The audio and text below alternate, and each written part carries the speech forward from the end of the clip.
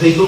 It's a real pleasure to be here, to come together to talk about one of the most wonderful subjects, of course, for all of us, that is the hope of Israel. To talk about the Jewish people, and particularly the Jewish people in the land of Israel over the last year, and more particularly over the last couple of months. And what we want to look at is seeing how Israel is fulfilling Bible prophecy. And more particularly, we're choosing Ezekiel chapter 38 because we know it so well. And we know what it says about Israel, and so we can identify clearly those key points that we expect Israel to be fulfilling. Well, first, brethren and sisters, the subject that we're talking about, that should have been there, is Israel, a haven of peace in a lake of fire. But brethren and sisters, where is our hope? We know these quotes probably fairly well. What our attitude should be to the Jewish people. What does the Bible say about them? They are beloved of Yahweh. They are loved of Yahweh.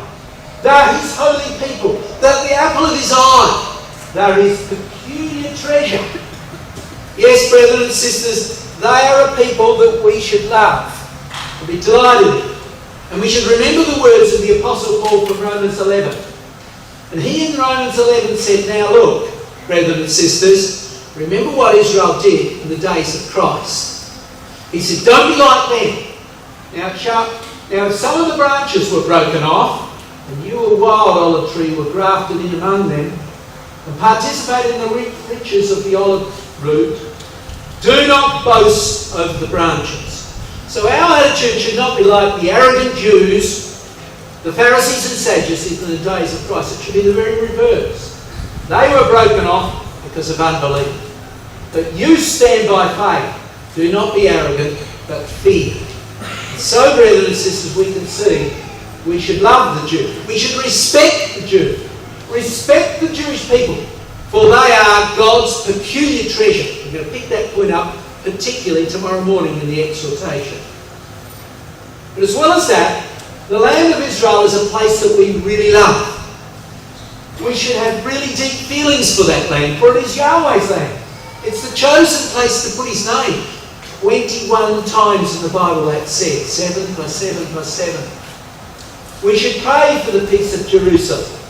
It's the habitation that Yahweh loves. Mount Zion, which He loves. He loves the gates of Jerusalem, and so on. The Bible's full of it. God's attitude to it. So what should be ours? We should love the land of Israel. It's the centre of our hope, brethren and sisters. It's the centre of our hope. Well, now let's look particularly at that Jewish people. What do we know? Well, it's interesting because this year, or late last year, the number of Jews in the land, Jews, not those who are citizens of Israel, but Jews who are citizens of Israel, passed the 6 million mark. Yes, the nation of Israel is 7.7 million. But the number of Jews is 6 million, past the number that died in the Holocaust. Compare that with other countries. USA, 5.5 million. France, and so on. So you see, the population has come to a very significant figure. But you see, where are they coming from now? They are coming now from France. Look, anti-Semitism, graffiti with swastikas and such like in France. So worldwide immigration to Israel is stagnated. But it's not happening from France. French Jews are bucking the trend. 3,200 came to Israel last year. 63% hike from that area since 2012. They're coming in. Coming from other different countries than what they used to do. And here they are at Haifa Airport. Delighted, not Haifa, Tel Aviv Airport. And there they're delighted to be in Israel, where that's not happening. And so you can see the population in Israel is now back early this year, passing that which is in USA, exceeding that which is in the area of America. So we can see the changes that are taking place. Now let's centre our attention on Ezekiel 38 just for a moment. What do we know? Well, we know this very well. Ezekiel 38 says to us they're going to dwell in the mountains of Israel, in the midst of the land. And so they've got to control the West Bank. As well as that, Israel dwells safely and confidently, repeatedly stated within Ezekiel 38. So they've got to be dwelling in a situation where they feel safe with their neighbours. Strange that. And they're without walls. They will not be the walls that are built around the land of Israel. That's got to change. And as well as that, they've got to be rich in silver and gold. Her economy has got to be strong and powerful. As well as that, she is a large exporter of agricultural products to the world. And finally, we're going to look at the Tarshish nations, which will support Israel when Russia comes into that Middle East. But now, we know dramatic things are happening in Europe. We could talk extensively about that. We know Brother Thomas said, when Russia makes its grand move for building up of the image empire, brethren and sisters, he says, the end is nigh. Russia has moved into Crimea. It's moving massive amounts of troops into a country called Khalistan, right on the borders of Poland. It's having an influence causing civil war in the area of Moldavia. It's causing chaos in Herzegovina. Our papers haven't got it in it. Only Crimea. Time is short. What about Israel? Well, we know that in Leviticus chapter 25, almost our daily readings, it says that there is a period that God is interested in, the Jubilee period.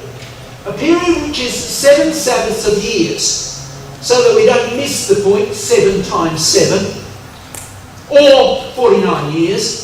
49 years, 7 months, 10 days. Now you take that period. From the writing of Eureka, brought us to 1917, the establishment of the State of Israel, or the promise of the State of Israel, the Balfour Declaration. And again, from that Balfour Declaration, we add 49 years. Where do we come to? The 6-day war. Almost exactly to the very day they got Jerusalem. 49 years, 7 months, 10 days from the date of the Balfour Declaration. What's going to happen, brethren and sisters, 49 years from now? We don't know. We know the time is short. We know Russia's on the move.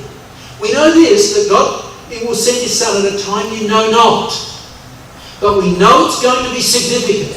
The time is super short. We need to be preparing. And that's a key part of our message tonight. Look at Israel, see what's happening, and realise that time is very short for all of us. We cannot fritter away that time. We've got to centre our attention on that book, the Bible, on the truth, and prepare ourselves for the kingdom. Well, let's have a look at those key points we looked at. Israel controlled the West Bank. That's what the scriptures tell us. Now let's have a look at what we've just read. Look at verse 8. And what did verse 8 say to us? It said to us that after many days thou shalt be visited, and thou shalt come against the mountains of Israel. Alright? So they will come against the mountains of Israel, where the Jewish people are. And further down, it speaks in verse 12, it says there, to take a spoil, and to take a prey, and to turn thy hand upon the desolate places that are now inhabited, upon the people that are gathered out of nations, which have gotten cattle and goods, that dwell in the midst of the land. Have a look at that word, midst. The leading lexiconographer, Gesenius, tells it means a lofty place, the highest point, the summit. Force lexicon says the high point. It's only used twice in the Bible. The other place is in Judges chapter 9, verse 37. And it calls it the middle of the land. But that area where they were in the time of the Judges is described the verse before the top of the mountain. The highest point of the land is the West Bank. The West Bank. So the Bible is telling us that that West Bank area is going to come under Jewish control before Armageddon. Before Armageddon, they will control that area. Now, what's going on now? Well, Netanyahu, coming under pressure from the Americans, is saying we're willing to give up 90% of the West Bank. Yeah, we'll do it. We'll give it up. We'll give up control of it. And not only that, all we'll retain is these little tiny settlements in red along here. And these settlements deep in the land, which are Jewish, will rent the land, will pay the Arabs for it. And what's the Arabs saying? No way. No way, we don't even do that. But that's what they're saying at the moment. But let's go back in history. Let's go back a little. If you say it's in the white dots, that's what they had in 1946. After the War of Liberation, they got this area, the white there. Then after the Six-Day War, they got this.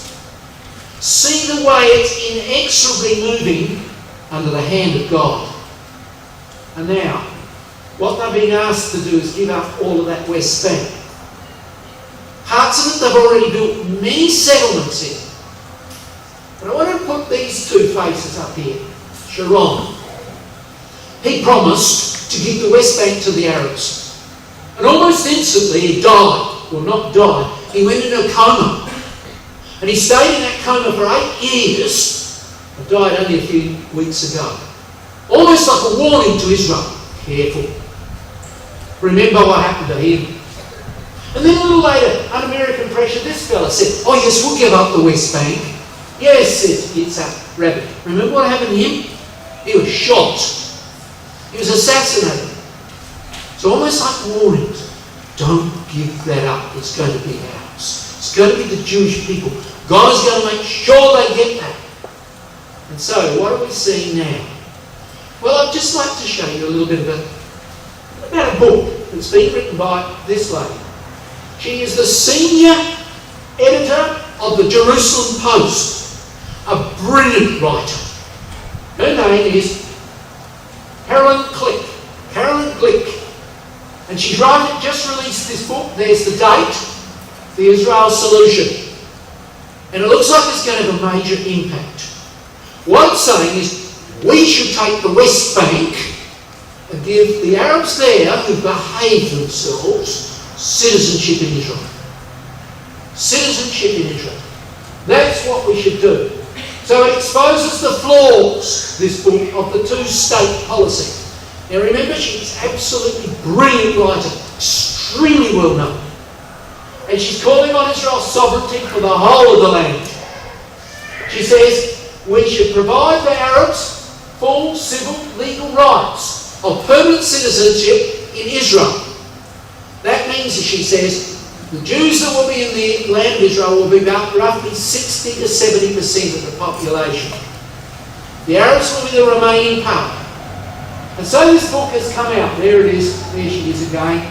Carolyn Glick's idea is Israel formally to incorporate the West Bank into its sovereign territory and govern it as part of a single state. And that's proposed now. And it looks like it will have a major impact. So, brothers, this is what should we expect, whether it's through the influence of that book or whatever. Israel will control all the West Bank to the River Jordan before Armageddon. No doubt about it, brothers and sisters. And she's moving toward doing that now. But now, let's come back to our book, Ezekiel 38, and what we expect. Israel's neighbours will not feel able to attack her. It's strange. And as well as that, she will not need a wall around Israel. Well, that's indeed what it says, unwalled villages. And she's dwelling confidently. She's not afraid up until Armageddon. But you see, those walls have been built. There they are.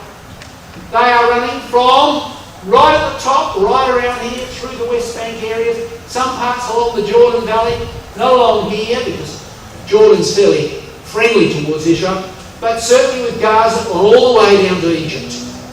Immense amounts of walls have been built. But the scene is changing in the Middle East at the moment. The scene is changing dramatically at the moment. And one of the things is this. Let's just take a little look at what's been going on. You've probably heard of the Arab Spring. Democracy spreading from one end of the Arab world to the other end. What are the papers saying about that? Winter, spring, call it what you may. The upheaval of the last 3 years have left the Jewish state, historical enemies, weakened, while Israel goes from strength to strength. That's not a Jewish paper. Israel may well emerge as the only real winner of the Arab Spring. And that's the way it's looking. We'll look at that in a minute and see how true that is. But even the Arabs within Israel, citizens of Israel, are beginning to see that point. Here is an Arab Christian. Quite a large population of Christian Arabs live in the West Bank or live in Israel, or are citizens of Israel. This religious leader is pushing like mad the Arabs, the Christian Arabs, to do what? Israel's Arabic-speaking minorities are changing in a profound way. Consider the Christian community. The 300% rise in Christian Arabs enlisting in the Israeli army. They can see the safest place to be is Israel. 300% increase of Arabs joining the Israeli army, as well as that the Druze population joining the Israeli army. They can see madness on every side. Only safe places here, Israel, we better make sure it's secure. As well as that, Israel, of course, is making progress in its weaponry. It has developed a missile called the Iron Dome, exceedingly successful.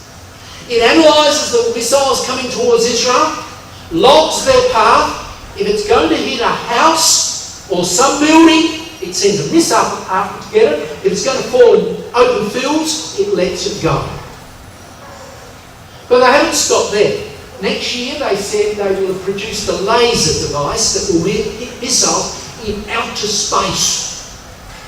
Iran, fire missiles, will burn it out in outer space. Will make it dead, so it will not be able to do what you want.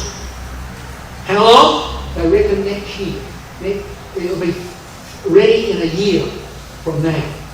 As well as that, they're producing another type of missile called the Arrow 3, which will hit missiles in outer space. Israel is feeling very confident in their own might. That's what we would expect. So Israel is to dwell in peace. Confident in their own might. Are they? Well, what does that mean to us? Well, let's listen to somebody we know. Here we are, Eureka. The return of security and prosperity to this tent. That's a term Brother Thomas uses from Isaiah, referring to the land of Israel. Must either precede the development of the one Yahweh, that's us, or be concurrent with the operations in the recesses of Teman or Sinai, or maybe in progress both then and before. So he says this: Israel will dwell in peace maybe just before Christ returns, or slightly afterwards. Is it moving toward that now? My word it is. My word it is. Another proof that the time is very short. Now let's look at the Arab nations around. Let's start to the south, Egypt. Egypt returns to military rule. That's what's taken place. This man, many years ago, 2011, got kicked out. Mubarak. He was a military ruler. He ran it well. He formed a deal, treaty with Israel, and Israel felt relatively confident with him there.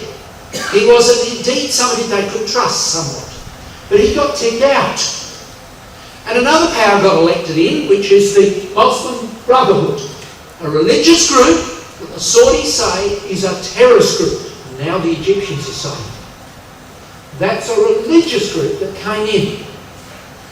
And what do? They started to shift that country away from operating toward the west, but affiliated with Iran, began to affiliate with all the terrorist groups, and the economy began to collapse. In result, the people had protests. Here's a protest, again in Tahrir Square, but look at the date. And they are protesting about the Muslim Brotherhood. They don't want it. They want to get rid of it. The economy's in a mess. So he got kicked out. Only last year. And now the situation is that this man is in control, and he is going to go to the country very shortly, about 6 months' time. We'll more on that in a minute. He is part of the army group that Mubarak was associated with. So the old order is back in place. Here's the new leader, General al-Sisi. And they had a constitutional vote just a little while ago, whether they should have the Muslim Brotherhood in or not, and it got voted out, dramatically voted out at that time. The people went to the polls, 98% of those who voted said, we don't want them. We've seen enough of them. We've had it. We want to see Sisi, el-Sisi, the same thing as Mubarak back, and our economy in a better shape. So Egypt has changed dramatically. And this man is now saying, all right, I came in by force, I will put my name up to be voted in just a short time. He will run for the president in roughly 6 months' time. And so we can see the changes that are happening in that area. Dramatic changes that are taking place. But now, the Muslim Brotherhood were affiliated with the Hamas in Gaza, supporting terrorists, supporting missiles being fired at Israel. So here's Gaza. Right? And they allowed tunnels to be built under the wall here into Gaza, through which missiles could be transported, and weapons and guns and you name it. Here's a sort of an example of the tunnel. So, now the Hamas is in. The Hamas have been supporting the Muslim Brotherhood, sent 3,000 soldiers in to support them. They're out. They're out. And now, 80% of the tunnels, and now it looks like almost all of them, have been destroyed. So let's look at the Gaza Strip a bit more closely. Here's Israel. Here's the Gaza Strip. There it is. And we can see the wall that Israel has. They're not going to get anything across there that Israel doesn't want, but they were getting it through here, through that area there. They had at one point 1,200 tunnels moving equipment, largely for terrorist purposes, into the Gaza Strip. Bringing stuff from Iran, bringing stuff from the Al-Qaeda group into that area. Those tunnels have mostly been destroyed. Now the Egyptian army has been in there, they've gone through that area and they've destroyed these tunnels. Now, as well as equipment coming in, they brought in things that people wanted, like petrol and such like, and they put taxes on it, the Hamas did, and that money was used to pay for the government officials running the Hamas, which is a terrorist organisation. No doubt about it. So now only approved goods get into Egypt, into the Gaza Strip. The Hamas can't easily get terrorist weapons in. They're getting a bit, but not much. The Hamas can't tax the tunnels, and the Egyptian military decision has stopped the tunnels, and the Hamas now is poorer by 230 million each month. They're in a really bad way. They've only got a little while before things are going to collapse in that area. So it looks. So Hamas faces financial crisis, real crisis in that particular area. One, international support. Hamas is struggling to pay the salaries of government officials. It's a real mess. So, there is a new triangle of alliance that's formed. The triangle is Egypt, Israel, and strangely, seemingly on the surface, Hamas. It hasn't lasted the last few days. More on that in a minute. But Hamas started to speak much more friendly towards Israel. Began to get more supportive of Israel. That hasn't lasted. But now the situation is this, that Abbas is seeking money. Abbas runs the Palestinian organisation in the West Bank. And the Gaza Strip's got the potential. Look at this. Off there, they found oil some time ago. The company that found it was British Gas. But Russia's moved in and said, we'll exploit it. But the licence is held by Britain. Britain has said for a long time, tidy up your act and you can be well off. What's to happen in the Gaza Strip? Let's have a listen to Brother Thomas. Here's Brother Thomas writing well before the Gaza Strip even formed. In those days he called it the coast, the Philistine coast, or the coast of Palestine. He said the power that comes into possession, we'll look at this later, of Tyre and Zidon, and all the coasts of Palestine will be Edom, Moab, Ammon, and is the great latter-day antagonist of Gog. Who's the antagonist? Britain. The Commonwealth will be affiliated with the coast of Palestine and will become a stable entity. Now, incidentally, you may wish to quote those quotes down, but afterwards, if you haven't been given one, I've got a sheet with all the various countries around Israel and addresses where Brother Thomas has commented about them. You can read them up at length yourself and see what happened. He wrote that before he had the newspapers we had and the events we had to see what's going on. All he had was the Bible. And he's been repeatedly robbed. So I believe with confidence you can look at many of those quotes and work out what's going to happen. And I'm moving down that line consistently tonight. Well, let's move on. So we're still talking about the Gaza Strip. Oh, the Russians suddenly shoot down and say, we want to arm Egypt. We'll give you the weapons. The Americans have been backing away from it. The Egyptians, not helping them. And suddenly down comes Mr. Putin. There he is, talking with El-Sisi and saying, we'll supply the weapons you need. We'll look after you. Now that the Muslim Brotherhood's out, we'll help. And suddenly, only over the last few days, a backflip took place. Obama says to Egypt, yes, we will help. We'll change policies. We'll support you again. Don't you worry, we're behind you.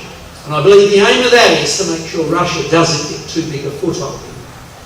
Egypt has said, yes, we'll buy Russian equipment, but we will be pro-American, pro-Tash. That's the way we're going. Well, let's move on. We haven't time to spend a lot of time on many of these countries. What about Jordan?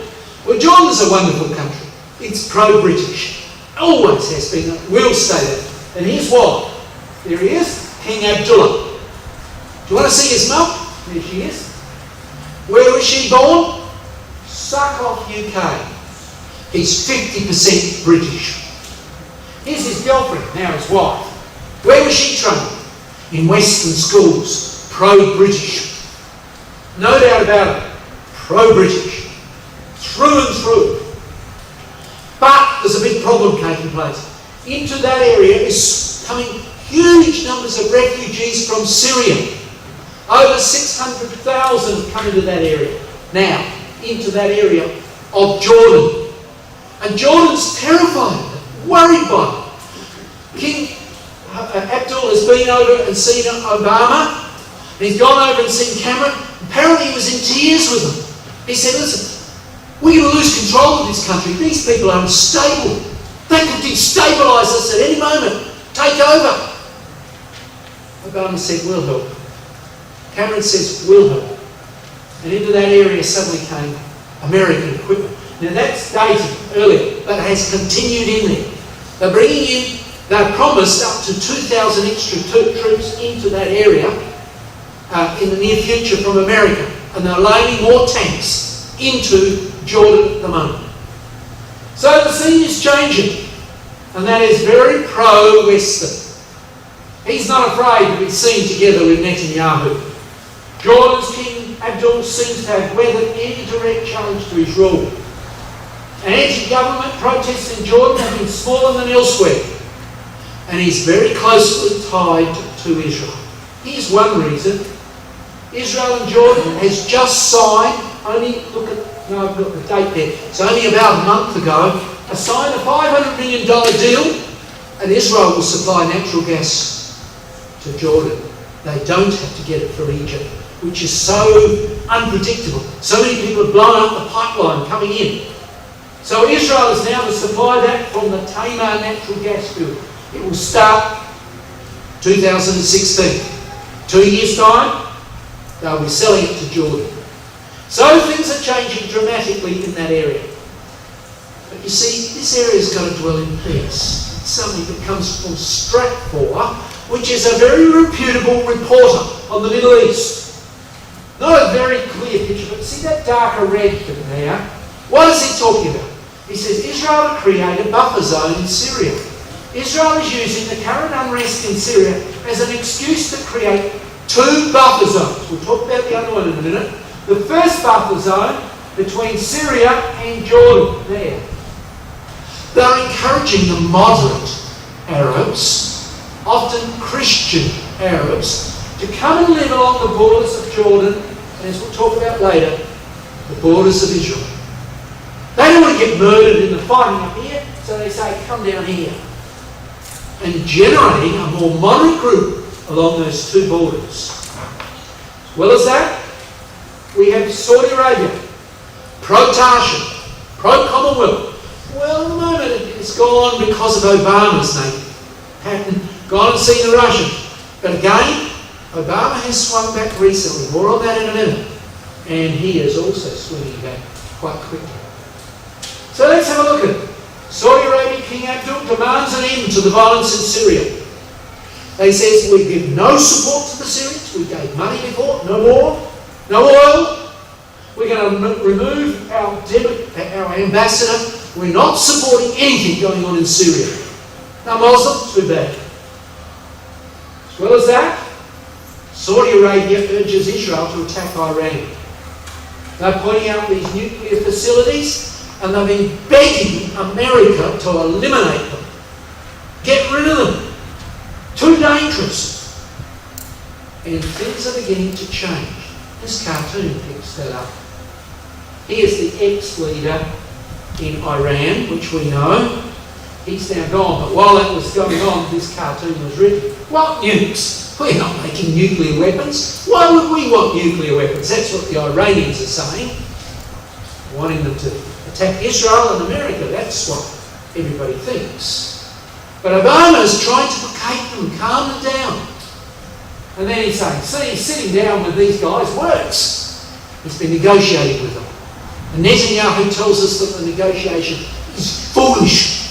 It's only placating, giving them time to develop more weapons to attack Israel if possible. So, Israel said to be working with Saudi Arabia on an Iran strike plan. Fly across Saudi and hammer Iran, if need be. If need be. And it may well be so in the end. Well, let's move on. David Cameron, he's tying himself up with Saudi Arabia significantly. Saudi Arabia is Britain's biggest trading partner in the Middle East. So you see, they're tying up closely. The Arab countries in there are pouring money into Britain. The latest Milestones magazine stated very clearly that Britain is beginning to boom because of the Arab money being poured into Britain. It's progressing faster at the moment than France and Germany. Amazing. But now Syria. Israel's enemy destroying itself from within. And surely it is utter chaos within its border. Look at Homs. Damascus in places not much better. Chaos going on. The UN finally, after many people have been killed. February this year, 200,000 killed in there. Finally got a peace deal. We've got a few people out. They went into Homs and here's one little poor girl. A few other people taken out. It's terrible what's going on. Cripples.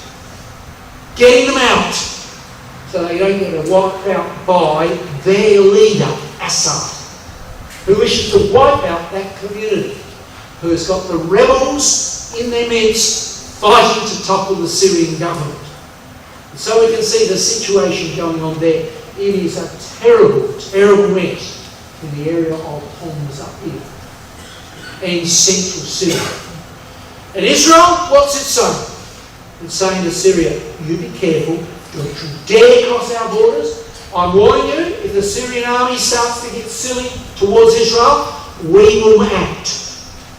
And that warning must be quite severe because they know Israel is very potent, very powerful with its weapon. Don't test our red lines, he says, or we will respond to you, Syria. So the situation is chaotic, but look what Israel's doing. 700 so-called terrorist rebels have gone to Israel for medical treatment, crippled, been hit, bullets gone through them here and there. They're hurt, damaged in the fighting. And Israel's accepting them and putting them into hospital and treating them. Hundreds have been treated and then sent back just across the border. Here's another article talking about one particular area, another 120 killed or helped by the Israelis. They're showing a very kindly spirit, as they really always have. And so what they're developing is a community along the Golan Heights, a second buffer zone, 60 kilometres long, who are pro-Israel. Pro-Israel. That's Stratfor, one of the world's leading commentators on what's going on in the world scene. Here's another commentator. It's talking about the area being polarised into various religious groups. So here would be the Sunnis, the chaotic Shiites, the Kurdistans up here, the Alawites up here, and the Druze, more Christian groups down there. On the borders of Jordan, the borders of Israel. And there seems to be developing a polarisation in Israel. We don't know what's going to happen. That's the way it's moving at the moment. Very fascinating. What about Iran? Ally of Russia? We know that from Ezekiel 38. Dangerous threat to the free world. Very dangerous. And so things are happening there. The UN, Europe, America has gone over talking to the Iranians. There's Rouhani, the new key negotiator on Iran's part. And here's the American Kerry talking to them. And here's how Israel says it. Yeah, they signed a deal. There it is. Oh, wonderful deal. One step, a long way to go to bring peace for what they're doing. Well, Netanyahu heard of the deal that they'd signed. This is a couple of months ago. And this is how the newspaper in Israel reported it. There's Netanyahu. Netanyahu a little unhappy. Like a bomb going off. And he certainly did. He told America they're utterly foolish. He's told them that if they don't get look out, very shortly there'll be suitcase bombs in America. They may not build the nuclear weapons in the time they want, but he says, you look out. You'll have real problems there in America. He's warning them seriously. And it's beginning to be heard. But Iran's not changing. Iran sends warships on the coast of America. Look at the date, only a month ago. After the peace deal had been signed, she sends warships to intimidate America. Iran's military fleet is approaching the United States border. And this move, says the Iranians, has a message. Go our way or look out. Don't follow Israel's advice. Iran escalates military threats against the US. It says to them, you've got bases in the Middle East, look out, we can destroy them. We can destroy them. And so things are moving quickly. Iran tests, fires ballistic missiles. They have missiles capable of hitting Israel, and if so, I believe they go into orbit, and so they should be able to also go to America. Britain has told her parliament, now 2 years ago, they had missiles that could hit Britain from outer space. So they have that part developed. All they need now is the nuclear weapons for it. And they are threatening the West. Look at this. Iranian general, date, March the 11th. Our hands are on the trigger to destroy Israel. It's not going to happen. We know that. We know that can't happen. Iran's military has its finger ready, they are saying. And there's the general speaking. So things are changing dramatically in the Middle East. But Israel had a coup after sorts, a success. What happened was, the Iranians got hold of a ship, sent it over here to, got equipment, built in Syria, so it couldn't be labelled as coming from Iran. Flew the equipment and missiles down to here, at the same time flew a lot more back into Syria, so a swap, but they had labels on them built in Syria. Loaded aboard a ship, a Panamanian ship, so it wasn't an Iranian ship, sailed it down here and brought it up the Red Sea. And only a little while ago, they intercepted that ship. The Israelis, Mossad, the secret service, said it had missiles on board. They intercepted that ship. There it was, and it contained a huge number of missiles that could hit Israel. Those, I think it was 40 missiles that could hit Israel, destined for the Gaza Strip. And I believe they wanted it there for a particular date. I'll tell you why in a minute. It could fly 120 kilometres, it could hit Jerusalem and Tel Aviv, and it put 5 million people's lives in jeopardy. Israel intercepted, there's the missiles. There's Netanyahu speaking in front of these huge missiles that they were going to send, very accurate ones, into the Gaza Strip. Mossad followed it. They got hold of the Americans and told them what was going on. And it seems to have made Obama switch somewhat. So he's not so pro making a deal with Iran. He's starting to be a bit more realistic. Also, probably what Russia's done is helping him to wake up to where he's going. You see, here's an interesting particle. Will the Ukraine crisis spill over into the Middle East? What the Debka is saying is that Russia would like things to be chaotic in the Middle East for a little while, so it can get away with more up in the area of Ukraine. Well, we'll have to remain to see, but Israel is acting to make sure that doesn't go down that line. Let's look then at Iraq.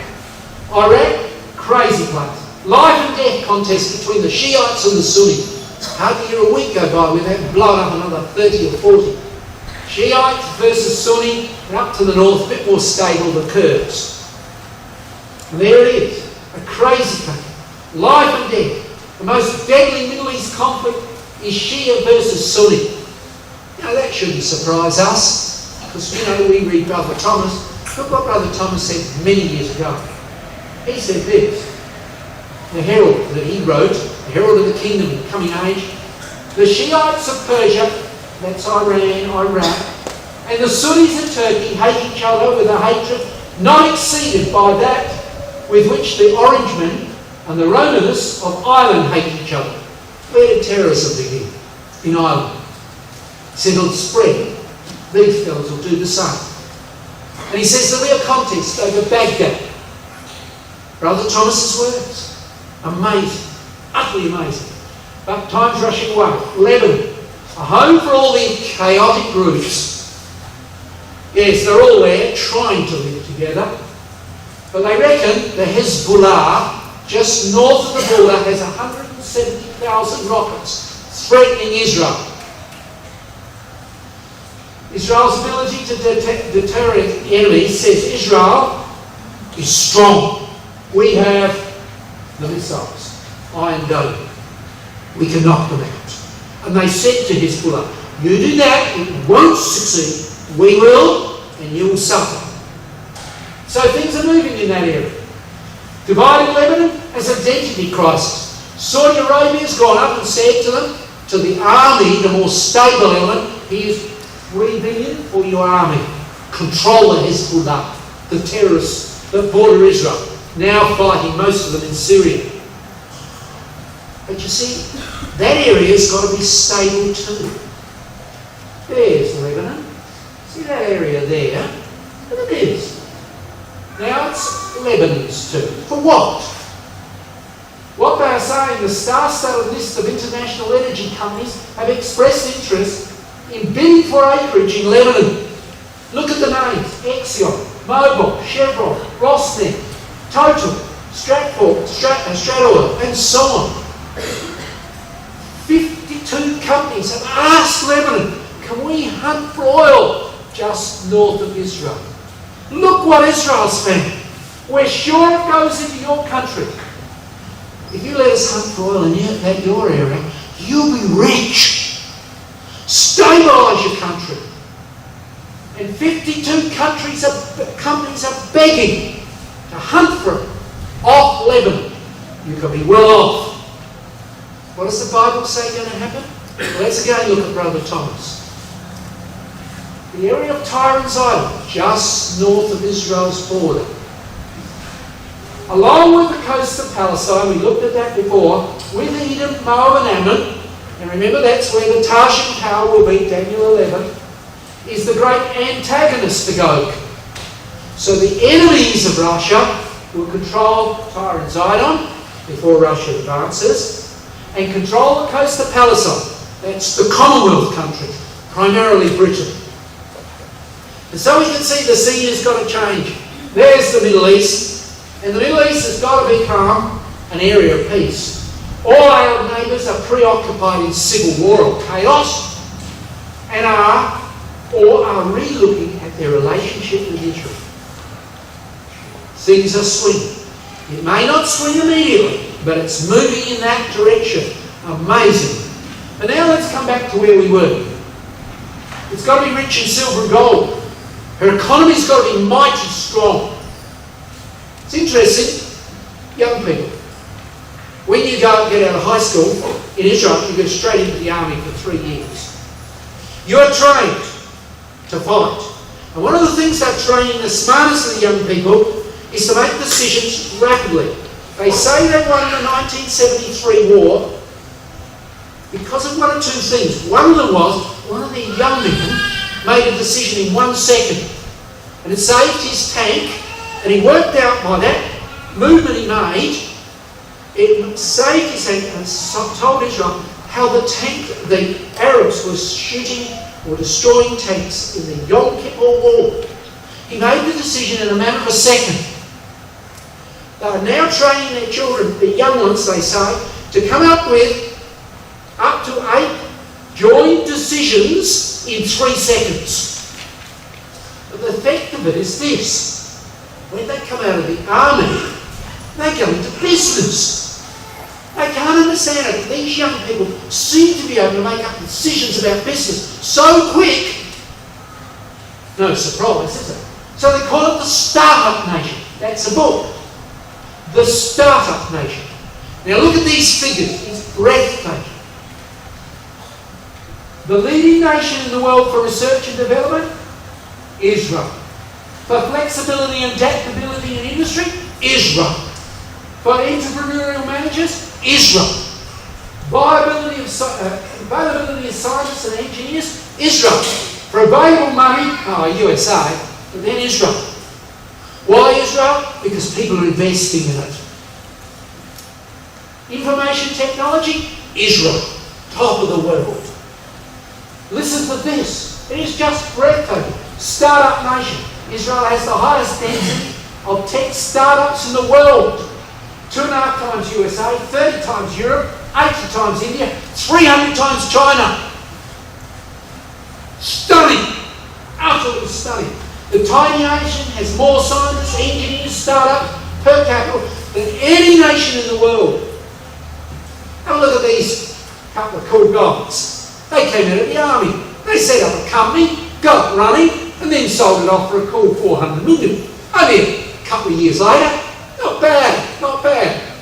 And so it continues. Go and have a look at Google. Here's some of the key guys at Google. Jews. Here's Wikipedia. Here's Facebook. Here's again one of the engineers now, a key engineer in Google now. Computer engineer. They're incredible. Take this gentleman here.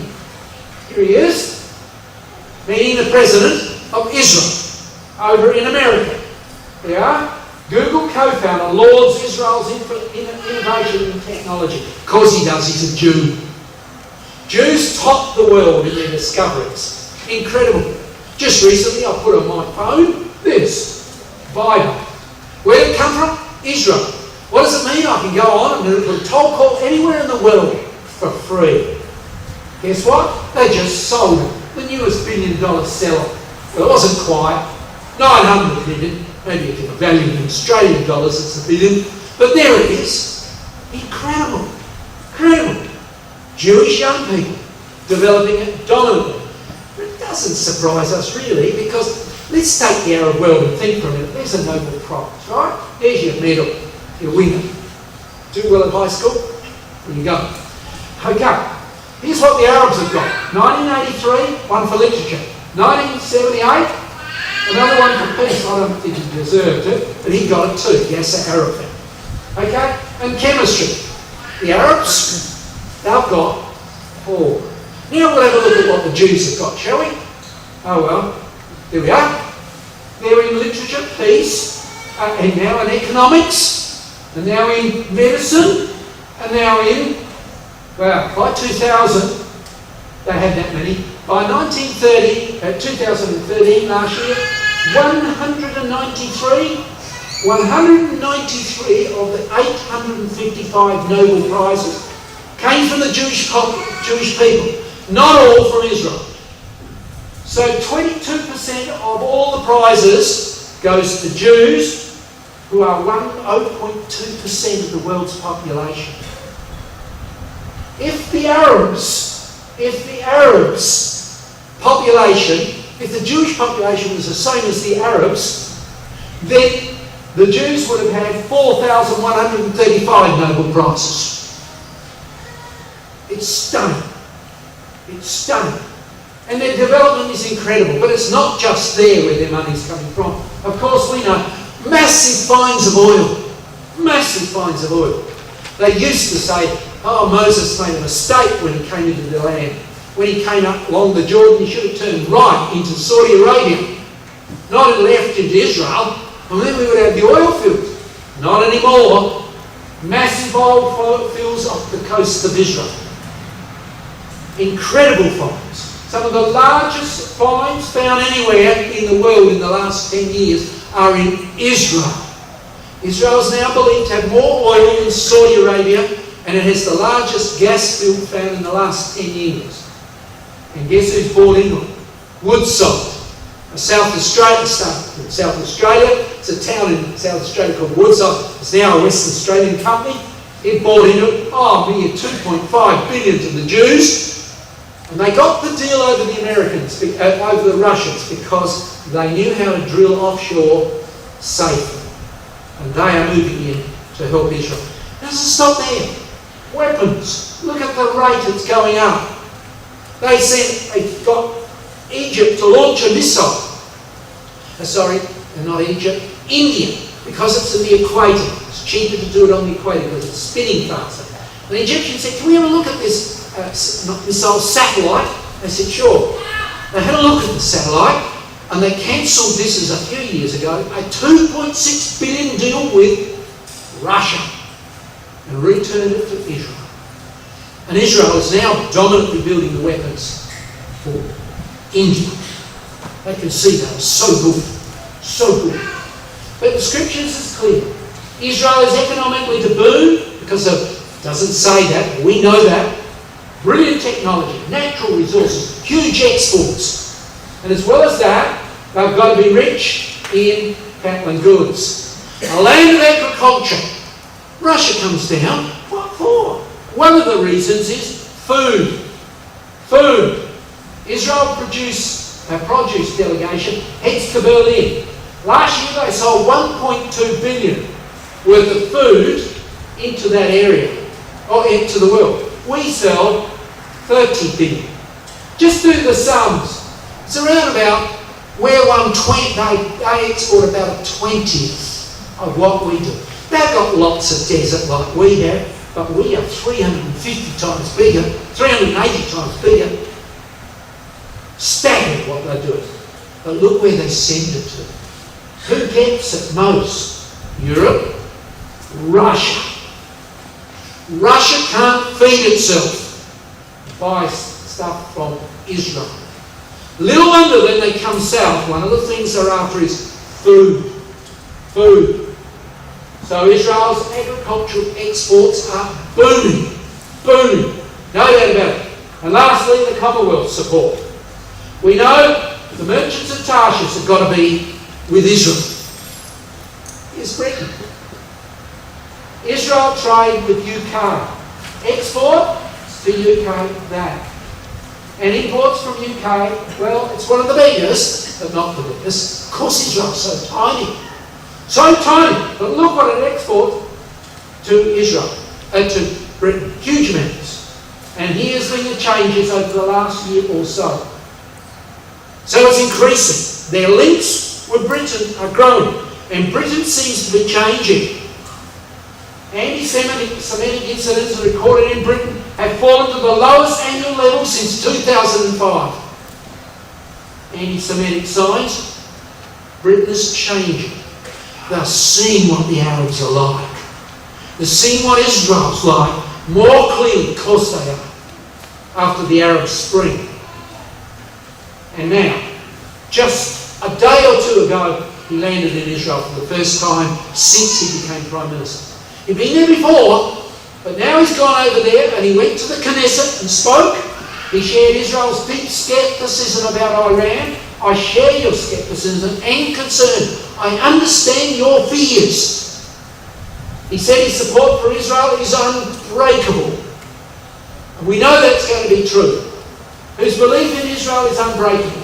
Whose commitment to Israel's security will always be at rock solid. That's what he said. But I believe the Arabs were going to test him. And at that very time, out of the Gaza Strip, the homemade missiles, not the high quality ones, thank goodness, were fired into Israel 3 days ago. 60 missiles. Here's where they came from. Here's where they were hit, or they hit. They didn't do anything. Didn't kill anybody. Didn't hurt anybody. The Iron Dome missiles logged those missiles as they came in and saw that only 2, or was it 3, could hit anything that was done that could hurt someone, and sent missiles up and knocked them out. But I believe the aim of it was to make a statement to Cameron. The Arabs were trying to make a statement to him and trying to say, you know, this is our land.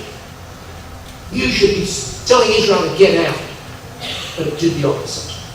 It did the very opposite. But there's been a change also around the world. We know this man, Mr. Abbott. Unstinted support for Israel. Labor's out, Nationals in, and that's their policy. Tony Abbott and Julia Bishop intend to reverse the anti-Israel direction in Australia's voting pattern in the UN.